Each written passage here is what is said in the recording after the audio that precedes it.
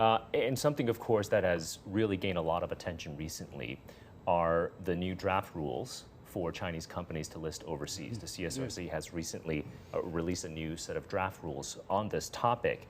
I want to first understand sort of what are the major elements in this new draft rule, as well as perhaps the institutional arrangements behind the draft rules, trying to understand the thinking, perhaps, the thought process of regulators. Yeah, that's a good question. I'm very happy to answer that because a lot of international investors are interested in knowing about it. You know, previously, prior to this draft rule, the so-called red chip companies, their overseas listing, whether it's listed in New York or in Hong Kong, are not regulated by the CSRC at all. And there's a problem to that because when one of these companies violated some regulatory rules in a foreign market, you take an example of Luckin Coffee, right? You know, it's an example of that. And they made up their financial numbers, right, last year. And the SEC wanted to investigate it, right? Yeah. And the SEC had to come to us for cooperation in terms of investigation because all Luckin Coffee's operations are in the Chinese mainland.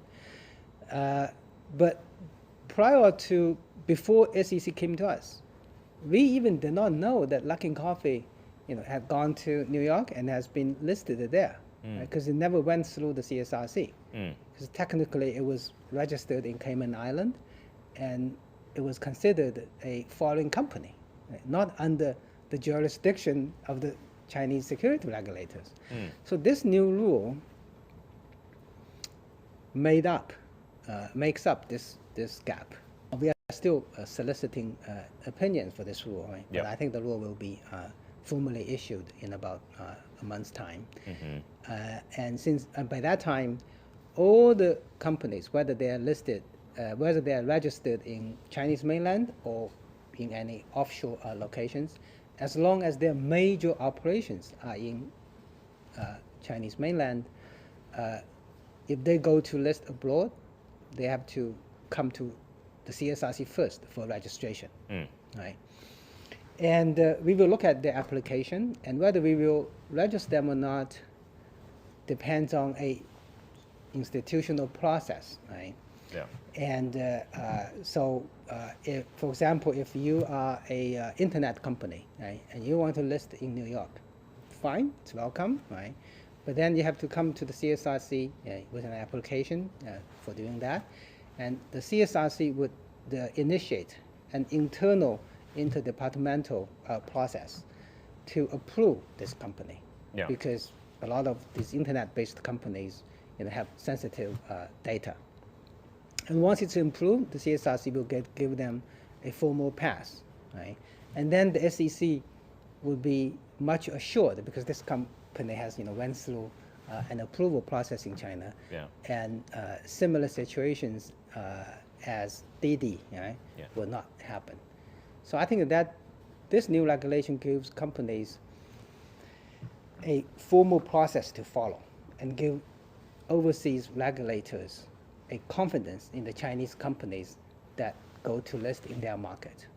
And then if some of these companies have certain, you know, problems in terms of regulation, there will be already a understanding between the CSRC and the SEC prior to their listing. So the regulation will be also much easier.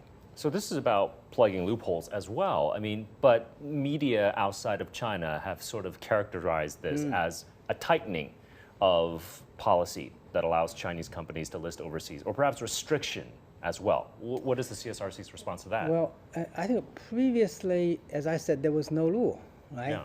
And you know, capital markets operate based on rules. So I mentioned Luckin Coffee, I mentioned Didi, that are not good, right? So to make the overseas listing by Chinese companies sustainable, right, and make it sure that investors, overseas investors, are well protected, we need a more complete rule to plug in, as you said, in the hole, right? So that's not a tightening of, you know, of the rules. Yeah. It's I would say it's a perfection of the rules, and we will follow, the principle that companies intrinsically have the right to choose a place to list, and we will encourage Chinese companies to list abroad so that they can make good use of international capital markets for their growth.